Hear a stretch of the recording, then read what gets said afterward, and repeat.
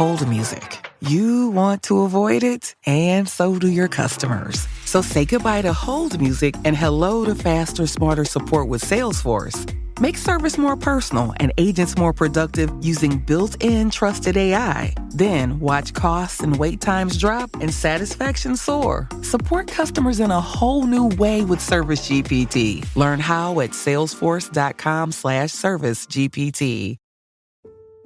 If you've been feeling overwhelmed with anxiety lately, try listening to a guided meditation on the Meditation for Anxiety podcast. Meditation is a proven, natural way to help you calm down and dissolve stress so you can feel lighter and happier. So subscribe for free today to the Meditation for Anxiety podcast by searching for Meditation for Anxiety on your favorite podcast player.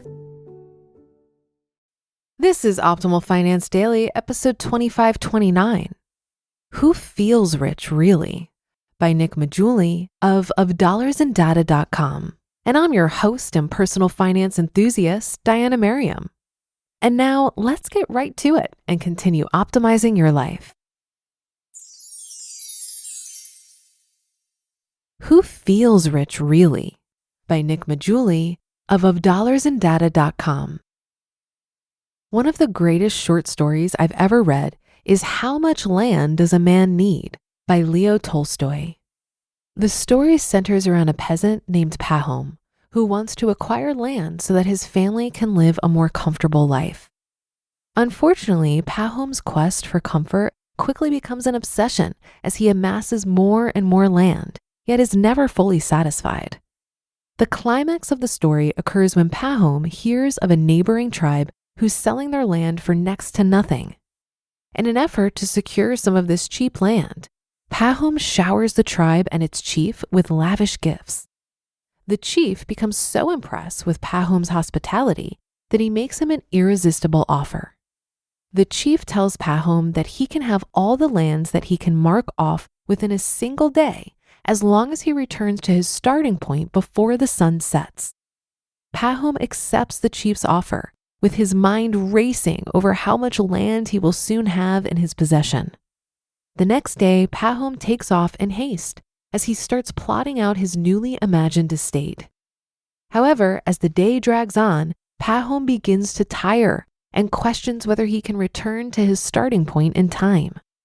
With his body breaking down from a full day of walking, Pahom has no choice but to go into a full sprint as dusk quickly approaches. Rushing with all his might, Pahom crosses the starting point just as the sun is setting, only to collapse from exhaustion and die. The tale ends with Pahom being buried in a grave just long enough to fit his body, with the final line of the story reading, quote, 6 feet from his head to his heels was all he needed, end quote.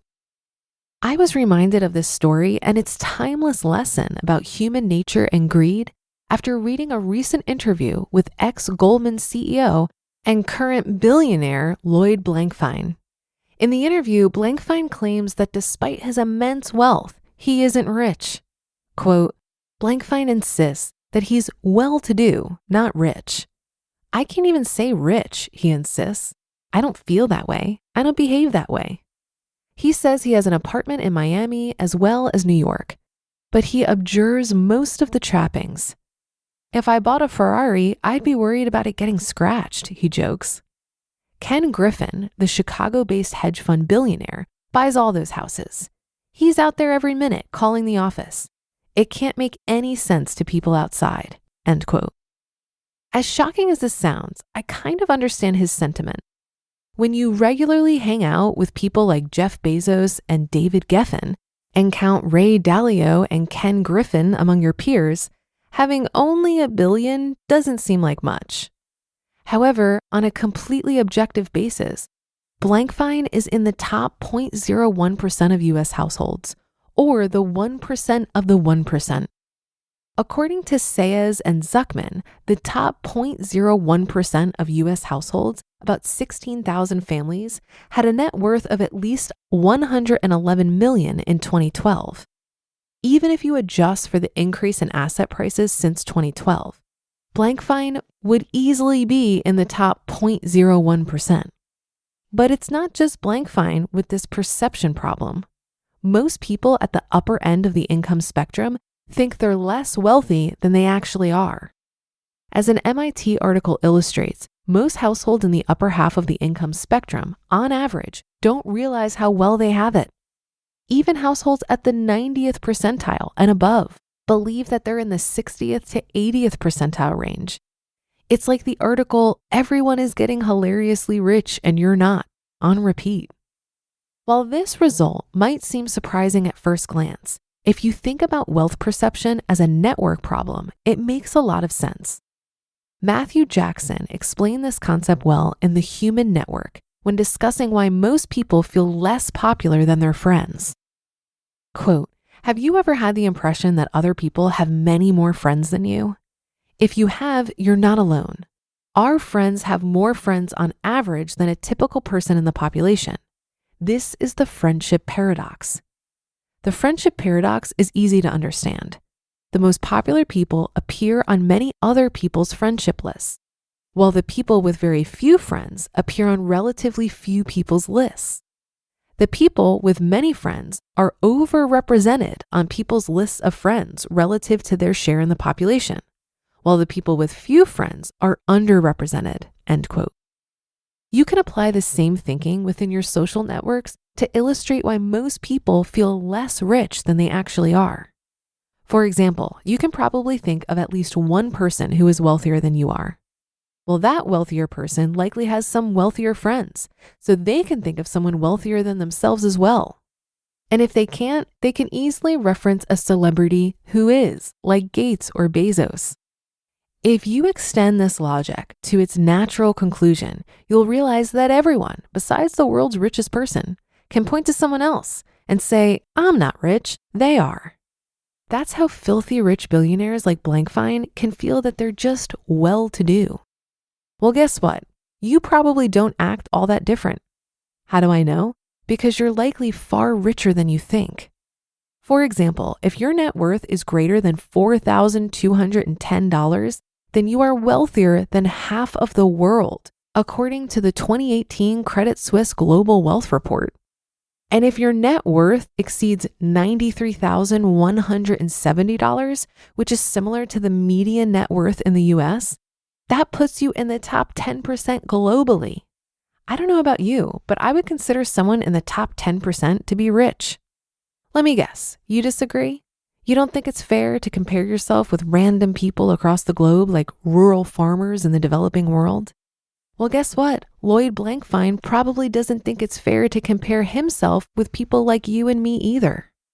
Yes, Blankfein's claim of not being rich is objectively more outlandish than the claim that being in the top 10% globally isn't rich. However, they are fundamentally the same argument. We're just splitting hairs. After all, is the top 10% rich? The top 1%? The top 0.01%? And at what aggregation level? Globally? Nationally? Citywide? There's no right answer because being rich is a relative concept. Always has been and always will be. And that relativity will be present throughout your life. For example, you would need a net worth of $10.35 million to be in the top 1% of US households.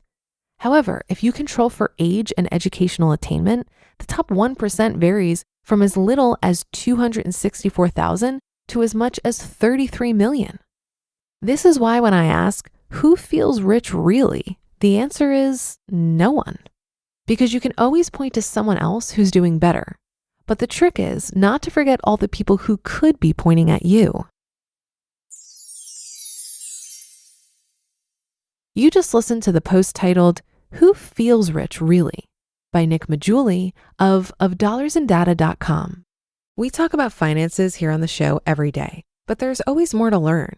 And lately, I'm proud to say that my own knowledge of economics has reached a new level thanks to our sponsor, Masterclass.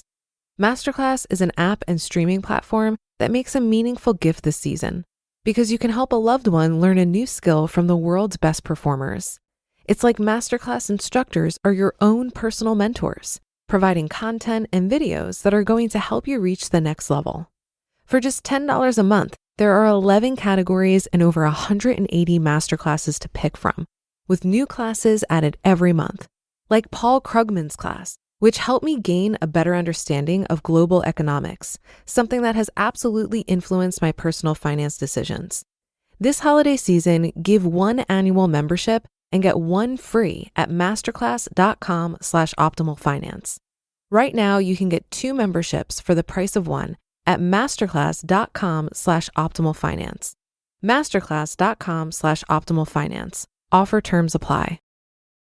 Labor strikes, climate change, your beat up office printer. What do they all have in common? Come on, it's about the money.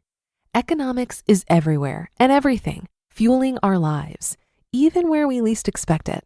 If you're a fan of Optimal Finance Daily and are curious to learn something new and exciting about economics every week, I recommend you listen to the Planet Money podcast from NPR. Planet Money is a different kind of world where the complex economy actually makes sense. Listeners can learn, laugh, and be entertained.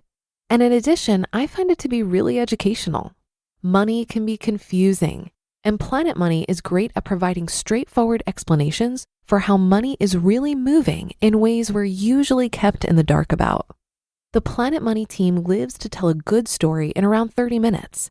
It's econ for the rest of us. Tune in to Planet Money every week for entertaining stories and insights about how money shapes our world, stories that can't be found anywhere else. Listen now to Planet Money from NPR, wherever you get your podcasts. This article made me think more about the emotional benefits of feeling satiated when it comes to money. When we compare to others, we're more likely to feel the emotions of greed, lack, inferiority, or superiority. In many ways, we're wired to expand, to grow, to improve. We set personal and professional goals, financial and otherwise, to give us something to work towards. But unchecked growth, or pursuing more for the simple act of pursuing more, seems to me where things get out of hand. If money is only a tool, having a bigger tool without an underlying purpose for it seems like a bit of a waste. For example, in the story of Pahom, why did he want so much land? Did he plan to use it to impact the world in some positive way? Or was all that effort driven by greed with no greater outlet? The concept of enough when it comes to money is really powerful. It helps us feel a sense of contentment and purpose and allows us to enjoy our good fortune. And it's not just enough money. How about enough stuff and relationships and success and achievement? I learned from my friend Rose Lunsbury that enough is not a destination that you reach, but a state of mind that you need to cultivate. If you want to hear more from Rose on this topic, check out the speech, The Journey to Enough, on the Economy Conference YouTube channel. But that'll do it for today. Have a happy rest of your day, and I'll see you on the Sunday show tomorrow, where your optimal life awaits.